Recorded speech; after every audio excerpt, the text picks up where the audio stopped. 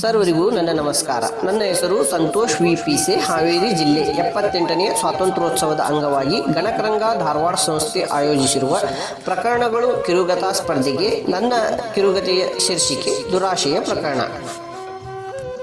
ಅದೊಂದು ಊರಿನಲ್ಲಿ 6 ಜನ ಸ್ನೇಹಿತರು ಇದ್ದರು. ಮಲ್ಲೇಶ್, ಅಬ್ದುಲ್, ರೈಮಾನ್, ಅರುಣ್, ವಿನಯ್, ಮೋಹನ್ ಅಂತ 6 ಜನ ಸೇರಿ ದಿನಗೂಲಿಗಾಗಿ ಪ್ರಕಾಶ್ ಮೇಸ್ತ್ರಿ ಗೌಂಡಿಯ ಕೈ ಕೆಲಸಕ್ಕೆ ಹೋಗುತ್ತಿದ್ದರು. ಹೀಗೆ ಕೆಲಸ ಮುಗಿದ ಮೇಲೆ ಒಟ್ಟಾಗಿ ಹರಟೆ ಹೊಡೆಯುತ್ತಾ ತಮ್ಮ ತಮ್ಮ ಮನೆಗೆ ಹೋಗುತ್ತಿದ್ದರು.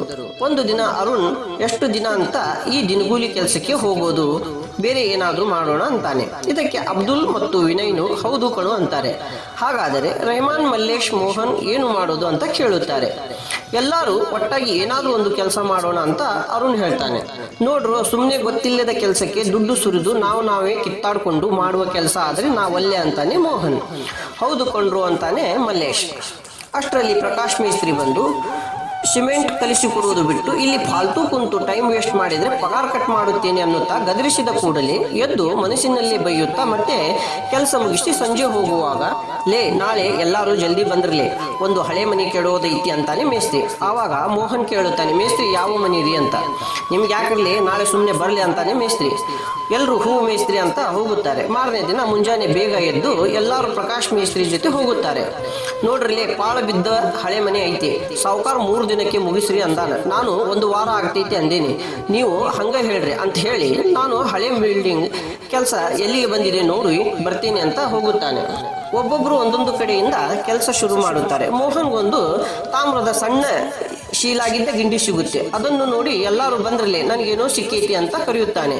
ಎಲ್ಲರೂ ಸೇರಿ ಒಡೆದು ನೋಡುತ್ತಾರೆ. ಅದರೊಳಗೆ ಬಂಗಾರದ ನಾಣ್ಯಗಳು ತೆಗೆದಾಗ 51 ನಾಣ್ಯಗಳು ಇರೋದು ನೋಡಿ ತುಂಬಾ ಖುಷಿ ಪಡುತ್ತಾರೆ. ಇದು ಯಾರಿಗೂ ತಿಳಿಸೋದು ಬೇಡ, ನಾವೆಲ್ಲರೂ ಹಂಚಿಕೊಳ್ಳೋಣ ಅಂತಾನೆ ಮೋಹನ್. ಹಂಗೆ ಮಾಡೋಣ ಅಂತಾರೆ ಎಲ್ಲರೂ. ತಲಾ 8 ನಾಣ್ಯಗಳು ಹಂಚಿಕೊಳ್ಳುತ್ತಾರೆ. ಉಳಿದ 3 ನಾಣ್ಯಗಳು ನಂಬಿಕಸ್ಥ ಅಕ್ಕಸಾಲಿನಿಗೆ ಮಾರಿ ದುಡ್ಡು ಸಮವಾಗಿ ಹಂಚಿಕೊಳ್ಳೋಣ ಅಂತಾನೆ.